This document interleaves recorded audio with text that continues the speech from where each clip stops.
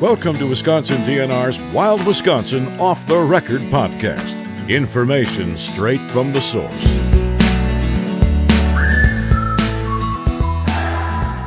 Welcome back to another episode of Wild Wisconsin Off the Record. I'm your host, DNR's Digital Communications Section Chief, Katie Grant. Did you know that the sport of snowmobiling started right here in the Badger State? Over the years, interest in this hobby has grown exponentially, and now more than 200,000 registered snowmobiles hit our 25,000 miles of groomed trails each winter. We just finished up International Snowmobile Safety Week. While much of the state is still waiting for trails to open, we are doubling down on all things snowmobiling and encouraging you to think smart before you start. Remember the basics. Don't drink and ride. Always wear a helmet and stay on marked trails. Need a refresher on snowmobile safety and the laws in Wisconsin? You can find them at dnr.wi.gov. In this episode, we chat with Erica Martin from McFarland and Jen Marcotte-Bong from Phillips. These two are friends and co-founders of a new female-focused Facebook group called Wisco Sled Divas. They started the group this past November, and it's growing rapidly. Consider it a virtual space for fellow riders to connect, share information, and support one another. Erica and Jen share some of their best tips and tricks, including what to pack, favorite trails, and how you can make the most out of your next ride. So sit back and listen in.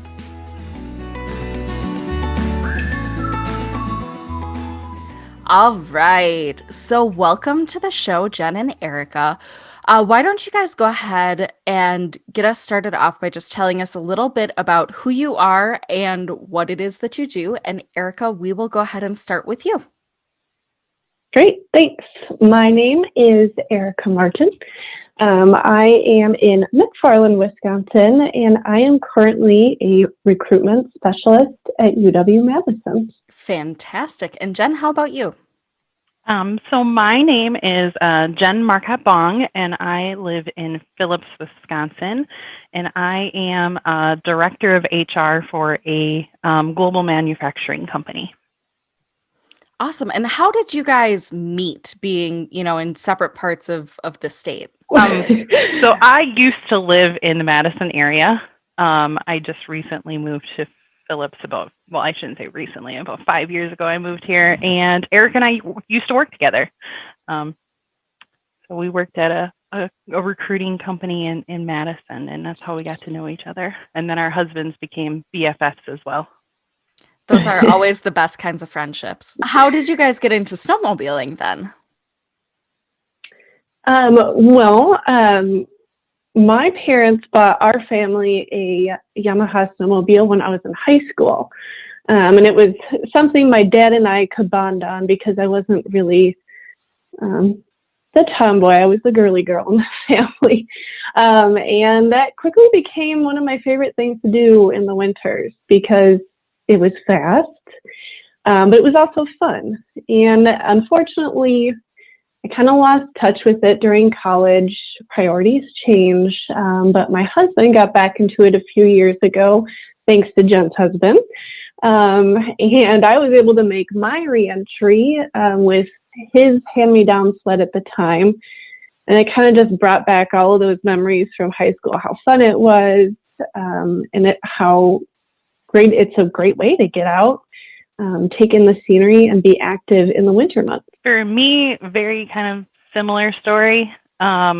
Grew up in a snowmobiling family.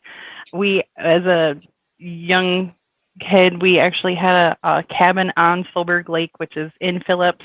So spent most of my winter weekends in Phillips snowmobiling with my family. And I just kind of learned to really enjoy it because I come from a family of mostly boys. So I was kind of a tomboy as well. And similar story in the sense of got out of it when I went to college, had to sell my snowmobile because, poor college student. And when I met my husband, he, for lack of better terms, is obsessed with it.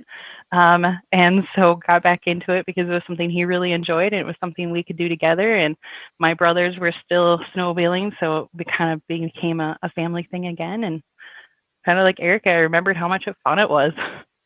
being out of it for so long. What is each of your favorite things about snowmobiling?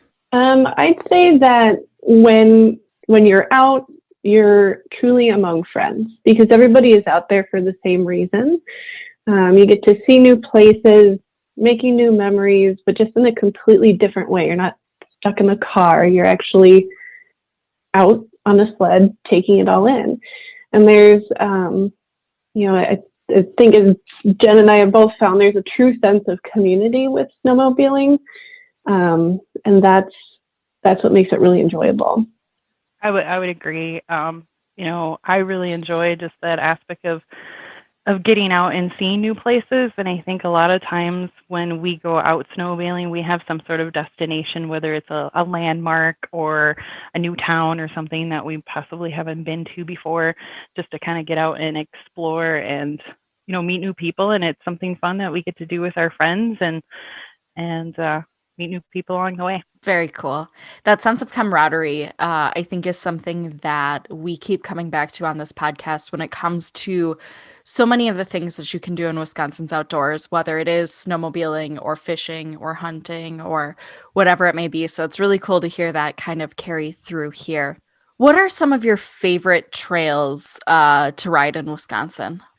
So I'm partial to the trails in Price County, mainly because that's what I grew up on. I grew up riding them, having a cabin on Solberg Lake, and now that I live in Price County, that's where most of our riding is done. So for me, there's a lot of different types of trails. You find really windy stretches that are kind of fun to drive on. Then you have some really nice straightaways where you can go faster. You have a lot of lakes where you can kind of go faster. So I like the variety. So for me, it's Price County.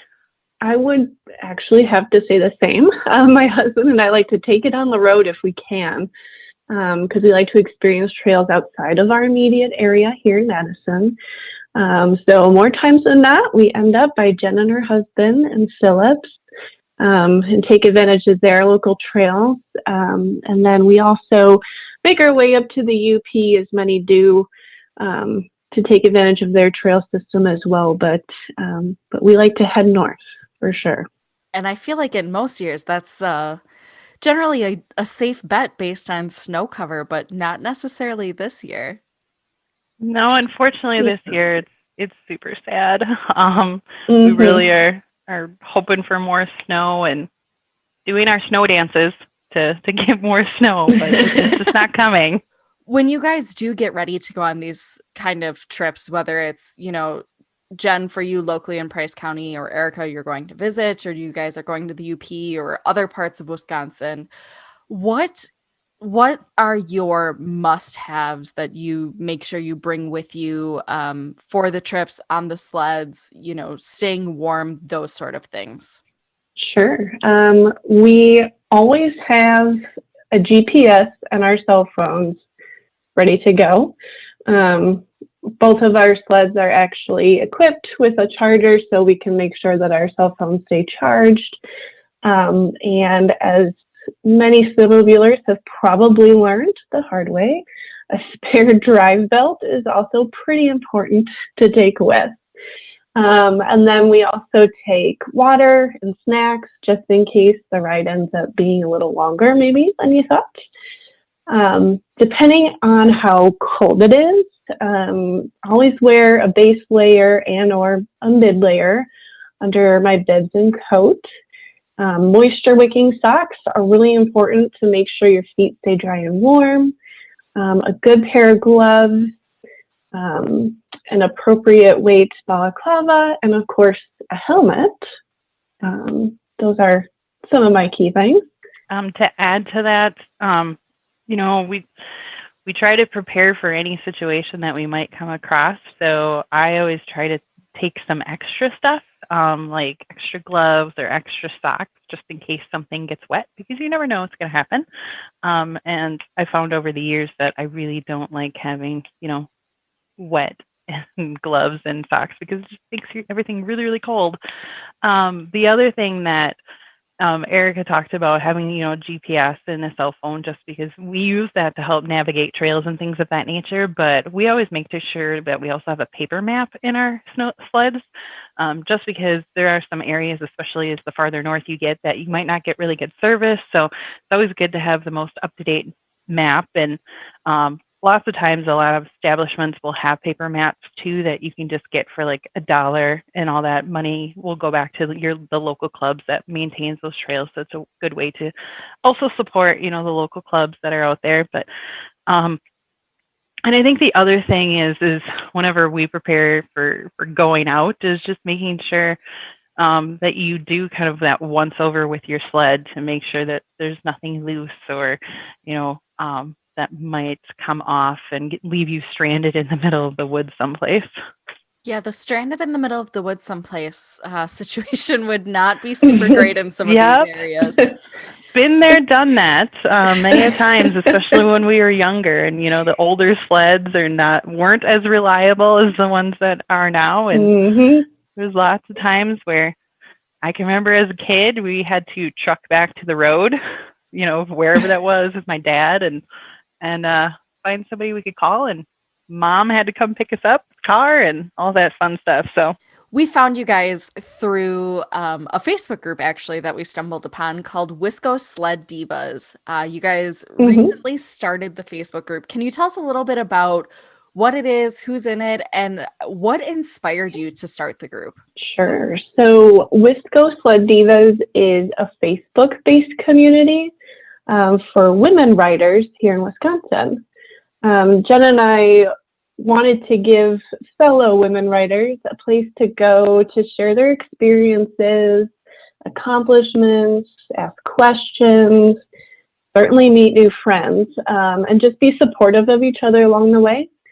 And we also sold some apparel because we were being asked, hey, do you have shirts or stickers or something, so that when we're out and about, we can recognize our fellow riders and group members, and kind of take that community from Facebook actually out into Wisconsin. And the profits from the apparel were going right back to the Association of Wisconsin Snowmobile Clubs, because we want to make sure that we're giving back to the organization that helps preserve snowmobiling here in Wisconsin.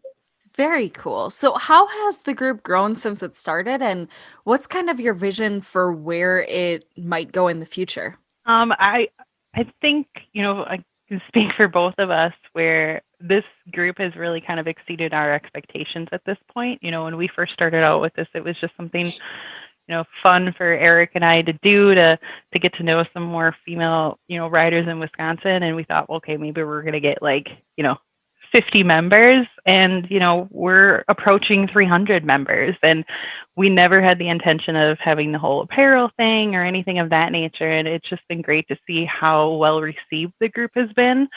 And, we've talked about, maybe in the future we can do like a Wisco group ride or something of that nature, where we all get together, and it's just a group of ladies from the Facebook page that get together and we go snowmobiling, for the weekend or something of that nature. And, maybe we do something like that on top of, with a top light up with a fundraiser that goes back to a snowmobiling organization or something of that nature. But I think at this point, we're still kind of surprised that it has taken off as much as it has.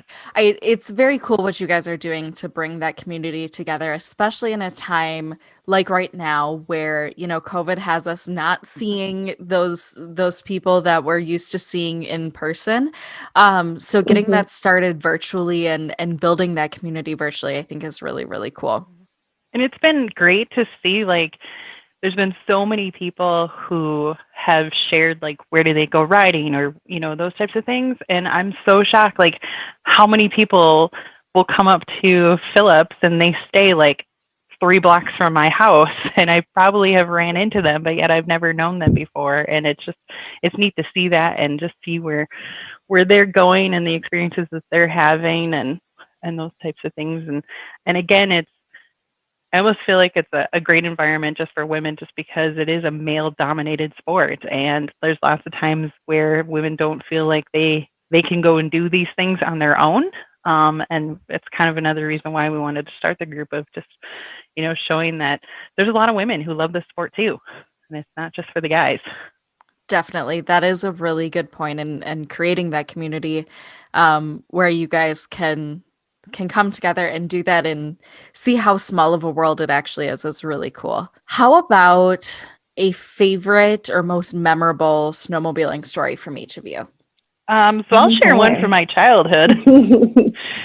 So, like I said, I've been snowmobiling pretty much my whole life. I think the first time I was ever on a snowmobile on a trail was I was probably 3. So I snowmobiled all the time, and I always rode with my dad. And there was we always went out with my cousins, and my uncle and my mom would go out occasionally, and so would my aunt. But it was usually me and the boys. And I liked to fall asleep on the snowmobile when I was younger, and so I would always fall asleep when I sat in front of my dad. But one of the first times where I was too tall to now sit in front of him, I had to sit behind him, and on the way home, I fell asleep, and I fell off the back of it, off the back of the snowmobile in the middle of Solberg Lake, and my dad did not notice until he got back to the cabin. And my mom went, "Where's Jen?" And he found me wandering towards the house in the middle of the lake at 7 o'clock at night. And I was just I remember when he picked me up, I was like, "You just left me. You left me." And of course he thought it was very funny. And now I think it's funny, but yeah, they learned really quickly that they should probably get some sort of back to the snowmobile, and make sure I was a little secure, and maybe I didn't go out on such long rides. I was probably about 6 at the time. Well, it's definitely not as exciting as Jen's. But last year, both Jen, myself, our husbands, and about I'd say 6 other folks, we all went up to the UP to go snowmobiling, and it was, kind of one of my first longer trips in a long time. And it was really exciting to be out there with everybody and just, have fun, race across the open lake together. And, we always, jab at the boys, the girls can keep up with you just fine. And I was so proud. Jen and I did so well. That trip we kept up just fine. So it was fun to know that, even though that amount of time had passed, you can still do it. Absolutely, you can get back into it and pick up where you left off. Love it. I love it. What advice do you guys have for maybe someone who, like you, hasn't done it since childhood, or someone who is maybe thinking about giving snowmobiling a try? What advice do you have for them? First and foremost, especially if you really haven't been in it, is join a club. I'm the secretary for one of the local clubs here in Price County, and we get a lot of new members who have never been snowmobiling, and they're getting into the sport. And it's just a really great way to get to know people who are in the sport, but then ask just general questions, or find out about what are the regulations and things of that nature that you might not be aware of. So I think that for anybody, find a club in your local area. You can usually, you can go on the AWSC website to find any local club, and they're all listed there. And lots of clubs have Facebook pages, and it's just a great way to help you get into the sport. Yeah, and to build on top of that, kind of some of the other things that might be a little bit more obvious, but just finding a reliable sled, making sure you have the proper gear to keep you warm and safe, and of course, someone to go out with you, because going back to that safety thing, you should never go alone. So learn how to care for your sled, just as you would take care of your car. Of course, the DNR has the snowmobile safety course, where you can learn all the rules of riding. study trail maps or use technology like GPS or another navigation app.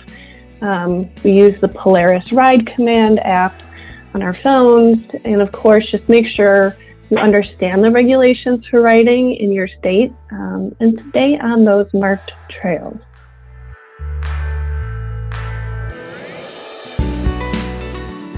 You've been listening to Wild Wisconsin, a podcast brought to you by the Wisconsin DNR. Interested in joining in on the fun? Search for Wisco Sled Divas on Facebook to request to join. Have questions about snowmobiling and staying safe in Wisconsin? Email us, dnrpodcast@wisconsin.gov.